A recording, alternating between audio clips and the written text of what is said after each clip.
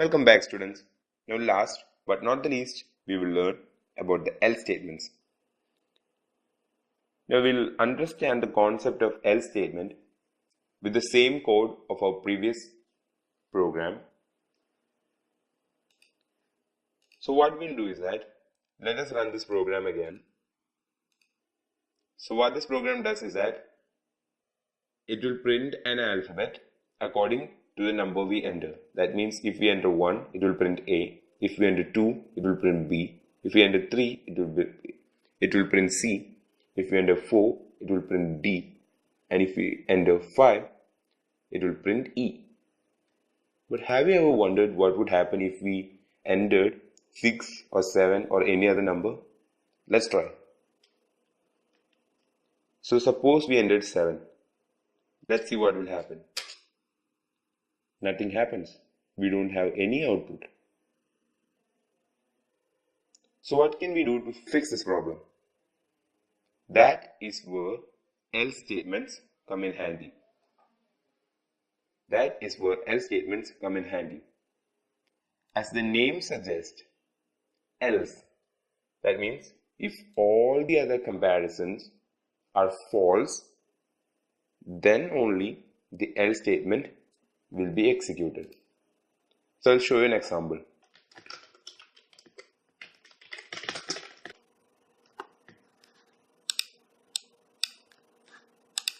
Okay, so we have added our else statement here. To add else statement, we use the else keyword followed by the full colon, then a tab space, and we enter our statement. Now if we enter a value which is not among 1, 2, 3, 4 and 5, suppose 7, we'll get an output that please enter a number between 1 and 5 because all our above comparisons are false. So this is going to be our default statement in case all our conditions fail. Using if, elif and else like this is called the if, elif, else ladder. It works like a ladder, so it is called the if, elif, else ladder. Now I'll explain these three of these conditional statements once again. First, the if statement condition will be evaluated. It will check if x is equal to 1. Now if x is equal to 1, it will print the value A and stop the program there.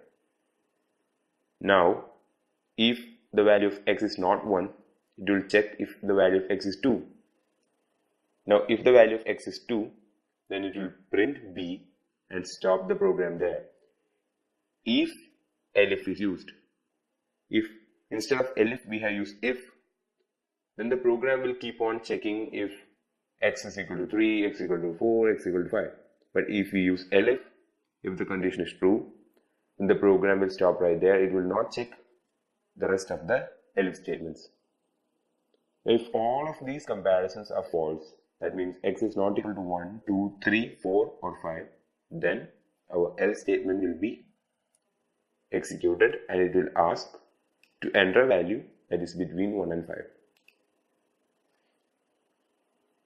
Now the concept may be clear to you, and for some of you it may not be that much clear. But we'll understand all this as we practice more code with it. We'll be doing that in the coming lectures. So you'll understand how conditional statements work by then.